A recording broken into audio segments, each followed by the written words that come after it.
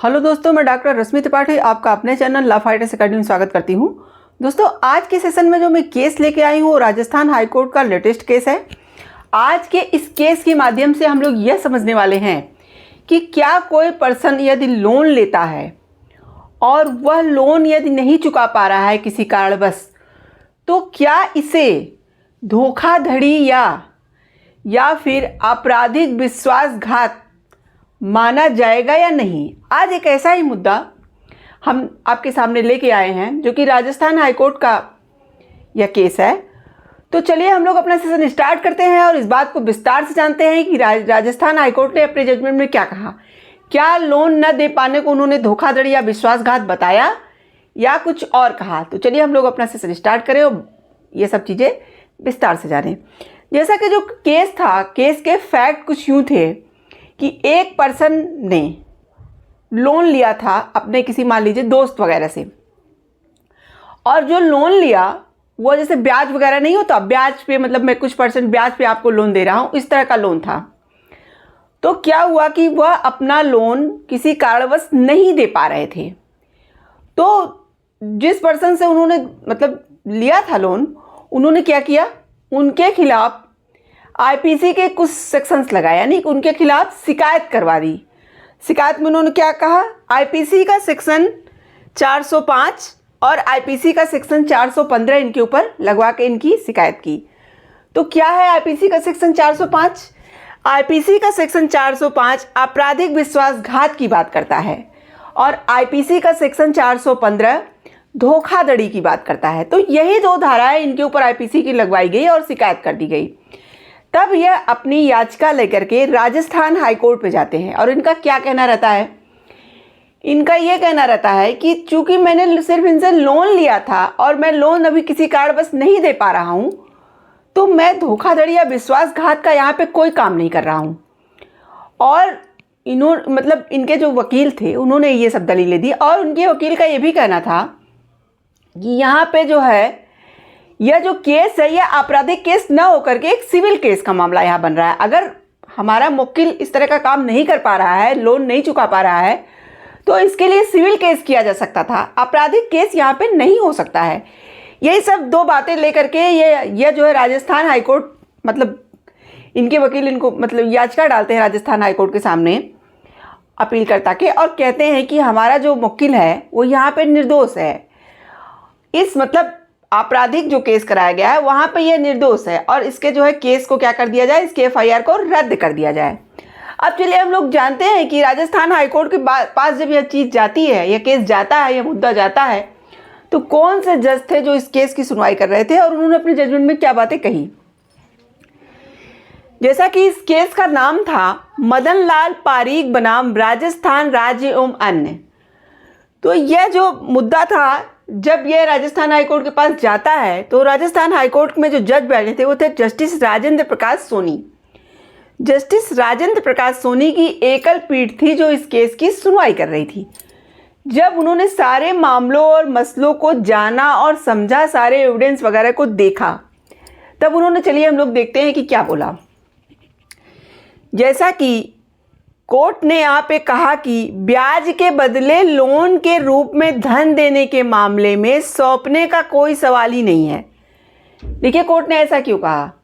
Court का यहाँ ये कहना था कि ब्याज के बदले जो लोन दिया गया था उसके रूप में धन देने के मामले में सौंपने का यहाँ पे कोई सवाल ही नहीं है।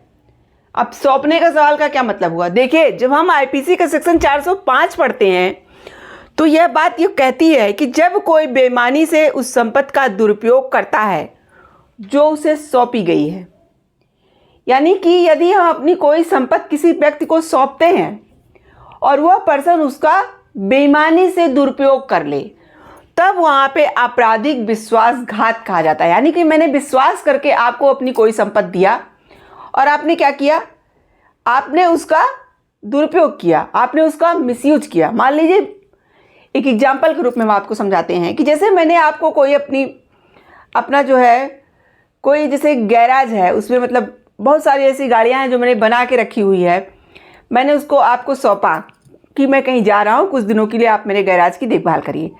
और उसमें कुछ ऐसी गाड़ियाँ थी जो मैंने बना के रखा था उसे बेचने के लिए, और आपने क्या किया कि मुझे बिना बताए हुए आप उस गाड़ियों को क्या करते हैं, बेच देते हो किसी पर्सन को।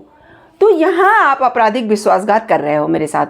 लेकिन इस केस में क्या था, इस केस में ब्याज पे लोन दिया गया था। यहाँ पे कोई चीज़ ऐसे ही नहीं सौंपी गई थी कि विश्वास के रूप में मैंने आपको कोई पैसा दिया है। और यहाँ पे लोन जब उन्होंने लिया था तो ब्याज के तौर पे उनको लोन दिया गया था। तो वही यहाँ पे कोर्ट ने कहा कि यहाँ पे सौंपने का तो कोई सवाल ही नहीं है, इसलिए आपराधिक विश्वासघात का कोई सवाल ही नहीं उठता है। यहाँ पे कोर्ट ने मना कर दिया कि जो आईपीसी का सेक्शन 405 है आपराधिक विश्वासघात, यहाँ पे लागू नहीं हो पाएगा। अब देखिए आगे कोर्ट ने फिर क्या कहा। न्यायालय ने माना कि केवल वादा, समझौते या अनुबंध का उल्लंघन करना आईपीसी के तहत आपराधिक विश्वासघात का अपराध नहीं बनता है। यहाँ क्या किया गया था, यहाँ वादा, समझौता या अनुबंध को तोड़ा गया था, उल्लंघन किया गया था। तो यहाँ पे कोर्ट ने कहा कि इसे आपराधिक विश्वासघात हम नहीं कहेंगे। आईपीसी में जो आपराधिक विश्वासघात के बारे में आईपीसी का सेक्शन 405 बताता है, वहाँ पे ये बातें नहीं लागू होती हैं। उसके साथ ही साथ कोर्ट ने क्या कहा, क्योंकि इसमें केवल लोन के रूप में धन उधार देने से कोई भरोसा नहीं होता है, इसलिए जो आपराधिक विश्वासघात का अपराध है वो नहीं बन रहा है। न्यायालय ने कहा कि याचिकाकर्ता द्वारा लोन राशि वापस करने में असमर्थता मात्र इस अपराध के तत्वों को पूरा नहीं करती है, जब तक कि लेन देन की शुरुआत से धोखाधड़ी या बेईमानी का इरादा नहीं दिखाया गया था। देखिए यहाँ पे कोर्ट का ये कहना था कि जो आपराधिक विश्वासघात की बात होती है वो शुरू से ही आपके मन में क्या हो, धोखाधड़ी रही हो, बेईमानी रही हो और ये सब बातें रही हो। लेकिन यहाँ पे इस तरह का कोई मतलब बातें दिखाई नहीं दे रही हैं। यहाँ पे आपने कुछ % ब्याज पे उनको लोन दिया था, तो वह सब चीज़ें एक अनुबंध के रूप में थी, एक कॉन्ट्रैक्ट के रूप में थी, जो कि अगर उन्होंने पालन नहीं किया तो वो टूट गई। लेकिन यहाँ पे ये आईपीसी का सेक्शन 405 अप्लाई नहीं होगा। अब देखिए फिर आगे कोर्ट ने क्या कहा, जिसके परिणाम स्वरूप शिकायतकर्ता द्वारा अनैच्छिक रूप से धन ट्रांसफ़र किया गया हो। मतलब कोर्ट ने यहाँ ये कहा कि जो यहाँ पे धोखाधड़ी की बात इन्होंने कही थी, यानी कि आईपीसी का सेक्शन 415 है, उस पर कोर्ट ने क्या कहा, जैसे जो आईपीसी का सेक्शन 415 है वो ये कहता है धोखाधड़ी, जब कोई व्यक्ति धोखाधड़ी से किसी अन्य व्यक्ति को संपत्ति सौंपने या संपत्ति रखने के लिए धोखा देता है, यानी कि उसका इरादा ही ऐसा रहा हो कि वो पर्सन को धोखा देगा, चाहे जो संपत्ति का मामला हो। जैसे कि मान लीजिए कि कोई ऐसा चिन्ह है जिसका आप मतलब मिसयूज कर रहे हो, आप उस चिन्ह को मतलब कॉपी करके उसकी नकल करके कहीं उसका मिसयूज कर रहे हो, तो यहाँ पे धोखाधड़ी मानी जाएगी। या फिर जैसे कि आप जो है किसी अधिकारी के रूप में मतलब आप खुद बन के जा रहे हो और आप वो हो नहीं, और आप किसी अन्य पर्सन को क्या कर रहे हो, धोखा दे रहे हो। तो एग्जाम्पल के तौर पे हम आपको बता रहे हैं, तो वहाँ पे भी धोखाधड़ी माना जाएगा। लेकिन इस केस में क्या है, इसमें ऐसा कुछ यहाँ पे कोर्ट ने कहा ऐसा कुछ तो हुआ ही नहीं है। नहीं तो आपने को से अनैच्छिक रूप से कोई ट्रांसफ़र किया है, यानी कि आपने ज़बरदस्ती भी कोई ट्रांसफ़र नहीं किया है, आपने अपने मन से जो भी चीज़ें किया है यहाँ पे। तो ये सब पूरी बातें बता के कोर्ट ने यहाँ पे जो दोनों सेक्शन इन्होंने आईपीसी के लगवाए थे, कोर्ट ने कहा कि यहाँ पे दोनों सेक्शन के जो तत्व हैं वो कोई भी मतलब ऐसा लग नहीं रहा है कि आईपीसी के सेक्शंस इस पर अप्लाई हो रहे हैं।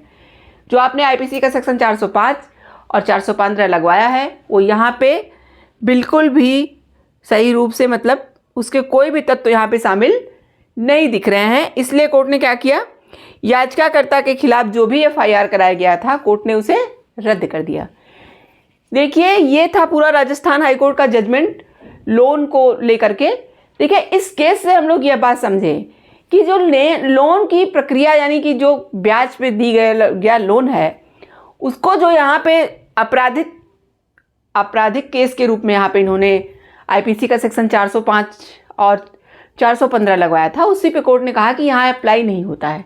हाँ यहाँ सिविल केस तो बनता था, क्योंकि इन्होंने एक कॉन्ट्रैक्ट के बेस पे जो चीज़ें ली थी उसे तोड़ा हुआ था, एक अनुबंध था, एक समझौता था, एक वादा था जो इन्होंने तोड़ा हुआ था। क्योंकि भाई आपने लोन जिस ब्याज पे लिया था आपको उसको देना ही पड़ेगा।